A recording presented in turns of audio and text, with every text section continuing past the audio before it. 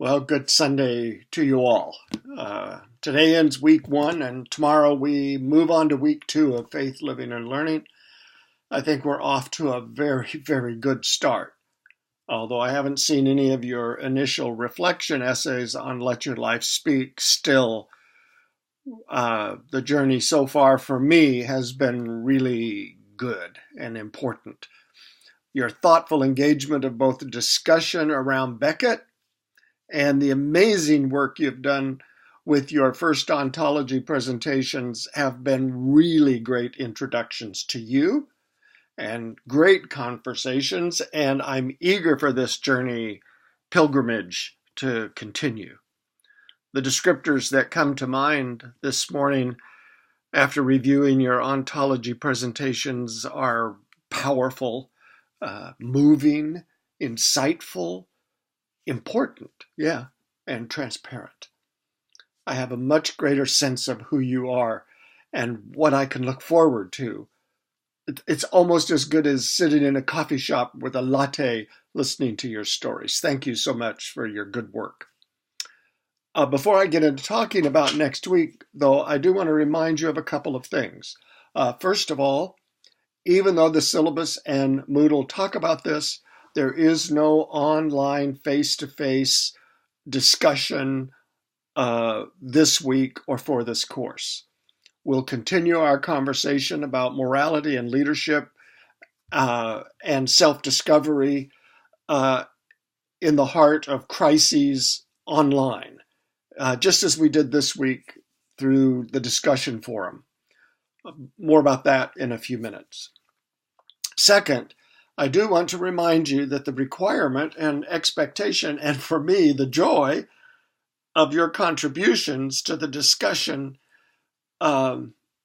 need to pay attention a little bit more, especially for some of you, to how this requirement is described in the syllabus and on Moodle. It states that each one is to make an initial response to the question or questions that are posed for discussion, and that response is to be substantive and at least 250 words. Now, most of you are doing just fine with that, but I do want to define substantive.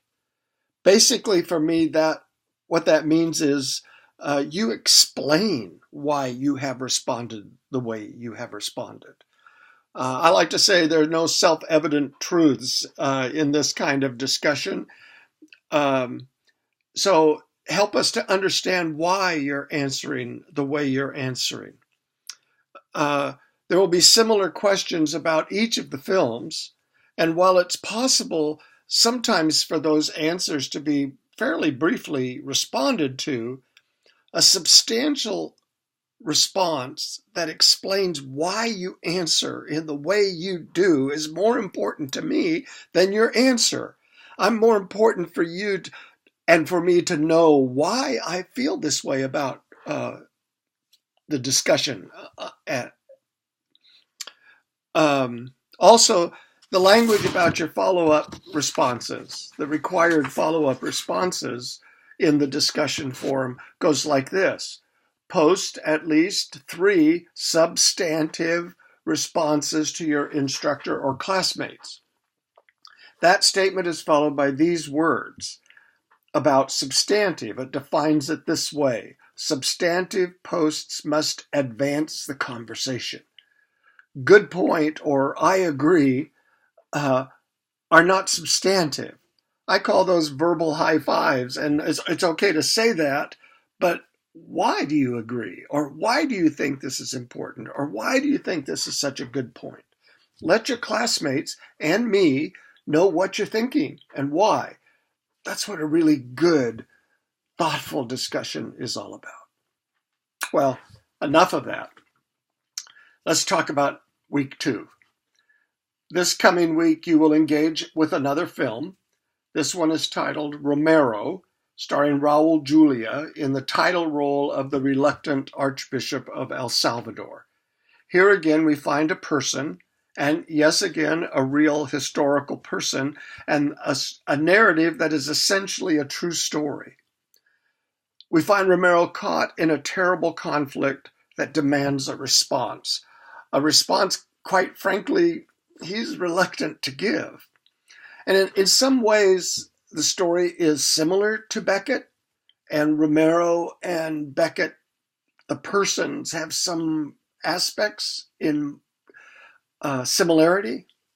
But the way it plays out in a more modern setting will help us think further about the challenges of living as a deeply committed moral person in a world that will not leave us alone. Remember, it's faith, living, and learning, and our struggle with faith, how we see the world, how we understand the world, what we think about God, what we think about other people, our worldview is often quite set and established until something happens. Something messes that up. And we say things like, well, that's not the way it's supposed to be, or that isn't what I wanted to have happen, or the problem of unforeseen consequences. And then we have to figure it all out again. And in Beckett's case, and in Romero's case, and the film we'll see the third week, which is the Fellowship of the Ring, all find these persons stuck in that kind of a situation where life is pretty set, life is pretty comfortable, life is going along just fine. I'm really happy about and then life happens. And suddenly everything is up for grabs and I have to figure it out all over again. And so that's why these films are chosen. And so we saw that in Beckett, and now this week we see it in Romero. You will also begin life mapping this week. We've already had some discussions about the role of your past in your present and your future. Some of you are already reflecting on that in your ontology and discussion question responses. The mapping you will do is a means by which we're able to look kind of into our life, into where we are now and how we got here. Takes place in 3 stages. So before you begin to start this process, be sure to read through the material on the syllabus and on Moodle. The first stage, the stage for this week, is called events, life events. This is the baseline, the basic timeline, and should include primarily key events in your life from your birth on. It might be before your birth, too. I mean, it may be some things that impacted your parent or parents before you were born that carries over into your life today. But usually the beginning point is, I was born on January the 12th, 1943. It should include things like schools you attended, churches, places of worship you attended, trips that were important to you, marriages, births, so on, events. Think of it in terms of events. But the trick here is to identify those events that are formational. That's a word that will show up again and again in this course, which means in this case, key events in your life that you can point to as being crucial in the development of the person you are today, either positively or negatively. This life events map will form a kind of baseline for the next 2 maps. The next map is about relationships, those kind of key formational relationships, and the final map is about spirituality or worldview, or the way you think about where you are in the world and what kind of world we live in. You also write a brief couple of pages reflection that responds to the questions in the syllabus. By the way, you don't need to answer that. I think there are 4 or 5 questions there, but the really important questions are the 2nd and 4th bullets. Those would be really good ones for you to work on to help you do the kind of self-discovery work that you need to do in these areas. Also, we move into something called influential thinkers. This is an exercise. Again, I say this every time, don't I? Read that carefully. Read the instructions carefully. You choose one of these persons. In this case, we're looking at Plato and Aristotle, kind of the fathers of Western philosophy. And you'll prepare a report according to the directions on the one you choose. We have the opportunity during this course to consider briefly and to a certain extent, not very substantially, key 6 leaders in the development of what we think of primarily as the Western world. Next week, we will consider Jesus and Moses, and the following week we consider Descartes and Sartre. Each of these persons has made some significant contribution to the way we think about the world we live in, even influencing us unconsciously. We may not even be aware of how powerful and impactful they are on the way we think about ourselves and the world we live in. But trust me, these are real and important persons who make real and significant contributions to our world.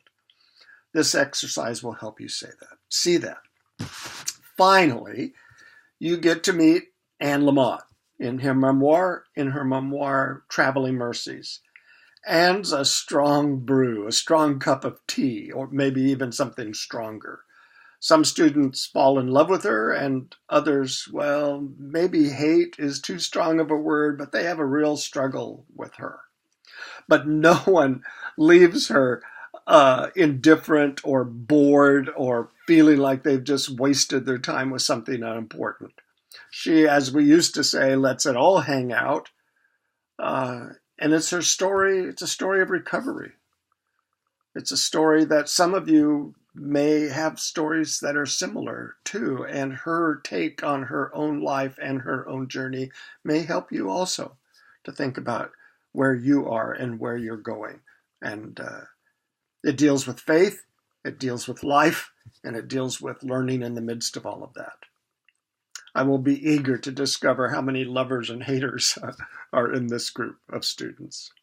Yes, I know this seems like a lot to do, but I really believe it is all important and can form the basis of really thoughtful self-discovery.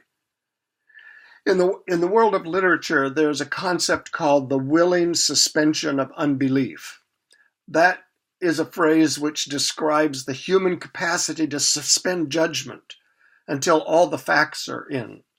Stick with this course and its requirements, and I believe you will find it not only an important exercise for you, but possibly a life-changing one.